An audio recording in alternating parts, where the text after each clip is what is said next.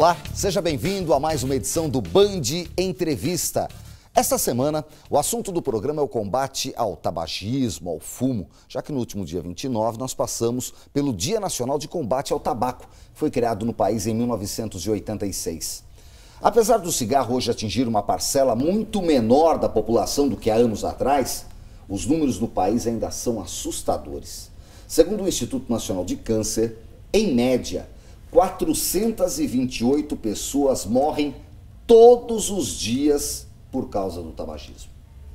Para falar dos malefícios do tabagismo e das dificuldades para se largar o vício do cigarro e também das novas formas, de tabagismo, já que hoje tem outras formas como o narguilé, por exemplo, o programa recebe a médica Raquel Breviglieri, que é especialista em hematologia e ela é diretora do Instituto Multidisciplinar de Cancerologia em São José dos Campos, desde a fundação em 2002. Também a psicóloga Cláudia Regina de Freitas, que é mestre em Ciências de Saúde, doutora em Saúde Coletiva e professora da Unital e da Anhanguera de São José dos Campos, onde coordena o curso de Psicologia.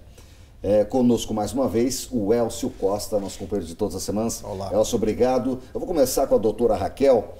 O cigarro hoje, depois de tantos anos, ele faz o mesmo mal que ele fazia para as gerações anteriores, há 30, 40, 50 anos, mesmo com o avanço de tecnologia, o cigarro continua fazendo o mesmo mal? Obrigado pela presença. Obrigada a vocês pelo convite. E o cigarro continua fazendo o mesmo mal, possivelmente muito mais, né? O cigarro de antigamente não era mais bonzinho do que é o cigarro hoje. E nós temos num único cigarro mais de 4.000 substâncias nocivas à saúde. Obviamente que dentro dessas 4.000, a que vicia de fato é a nicotina. Mas isso é um problema de saúde público imenso, porque embora tenhamos diminuído a quantidade de fumantes expressivamente nos últimos 15 anos, nós ainda continuamos com um contingente de fumantes muito grandes, particularmente os adolescentes, que a gente vê iniciar-se no fumo muito cedo, e o fumo é um vício pior que vício até de drogas ilícitas. Então, acho que o problema de saúde pública persiste e o organismo demora muito tempo para se livrar dos malefícios do cigarro. Agora, doutora Cláudia, a gente sabe com pessoas que são fumantes, eu acredito que quem está em casa nos acompanhando também conheça exemplos disso, da dificuldade que os fumantes têm, principalmente quem fuma há mais de 5, 10 anos, alguns muito mais, em largar o cigarro. Porque além da questão química, tem a nicotina, que é viciante, hoje os médicos confirmam isso, a medicina confirma isso, existe o hábito. Tem que tentar mexer com as duas coisas para conseguir parar. Como é que a psicologia trabalha com isso? Preciso que o sujeito primeiro identifique que existe um vício e aí ele consegue trabalhar isso. Obviamente que o hábito, que nada mais é do que comportamentos aprendidos ao longo do tempo, ele tem uma influência enorme no cotidiano do sujeito.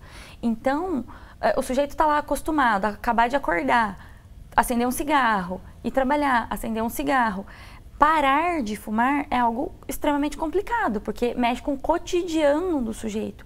A vida, a rotina, o ambiente social, tudo fica alterado. Ou seja, o problema não é só química, é psíquico também. O problema é psíquico, porque vai envolver comportamento, vai envolver relações sociais, vai envolver a relação do indivíduo com ele mesmo, como ele se reconhece fumante ou não fumante, Tudo isso está implicado. Então é um problema físico e psicológico. E eu acho até que para parar de fumar, não para controlar as doenças secundárias ao uso do tabaco, mas para parar de fumar, a parte bioquímica, ela é mais simples. Eu acho que o maior trabalho vai ficar com a parte psicológica mesmo. Até porque já alguns remédios, Celso. Exato. Mas antes de chegar em como parar de fumar, ou dicas ou alternativas e caminhos, eu queria entender qual o efeito do cigarro imediato no organismo da pessoa, do fumante. Ele acendeu o cigarro, tragou. Como é que é o efeito disso dentro do organismo? O que ele causa? Olha, naquele momento, ele causa tanta além da satisfação momentânea, por exemplo. Isso, é uma satisfação momentânea, ele causa mesmo. A nicotina inalada, ela vai rapidamente para o cérebro e libera algumas substâncias químicas que ajudam momentaneamente a sentir prazer. Entretanto, o cigarro, ele paralisa os movimentos ciliares da mucosa respiratória, isso faz com que a defesa local fique diminuída. Seguramente ele diminui as defesas sistêmicas, o fumante, sabidamente, ele está mais sujeito a doenças, infecções virais, etc. E uma gama superior a 50 doenças associadas ao tabaco. Podemos dizer que vai desde a mais grave, que é o câncer de pulmão, que tem uma correlação direta e imensa com o uso do tabaco, até outras doenças vasculares, como infarto agudo do miocárdio, como insuficiência vascular que leva à amputação de membros, impotência sexual, AVC, que é o acidente vascular cerebral, e as doenças pulmonares, que são incapacitantes. É bom que a gente diga isso. As doenças pulmonares obstrutivas crônicas, os enfisemas. E o cigarro, só para levantar um dado estatístico, ele é responsável por mais de 50% dos infartos agudos do miocárdio de pessoas antes de 50 anos. Agora, Cláudia, não adianta falar de tanto mal que faz, como está explicando a doutora Raquel aqui para a gente. O prazer que ele proporciona é maior e é aí que está a dificuldade de parar de fumar, é isso? Ele causa no sujeito um prazer naquele momento, alivia a angústia, alivia a ansiedade, alivia o estresse, que muitas vezes é o próprio gatilho para o sujeito acender um cigarro. Ah, eu briguei com a minha esposa, eu vou relaxar, vou fumar um cigarro. Eu tive um problema no trabalho, eu vou relaxar, eu vou fumar um cigarro. E essa sensação momentânea de prazer, ela é tranquilizadora naquele momento. Assim como com outras drogas também. Né? Então, acaba gerando no sujeito uma dependência porque ele sente que existe um refúgio. Né? Eu tenho um problema, eu tenho uma situação, eu vou dar um jeito de resolver isso. E não só no momento triste, né? Porque meu time perdeu, acende cigarro, meu time ganhou, acende também, né?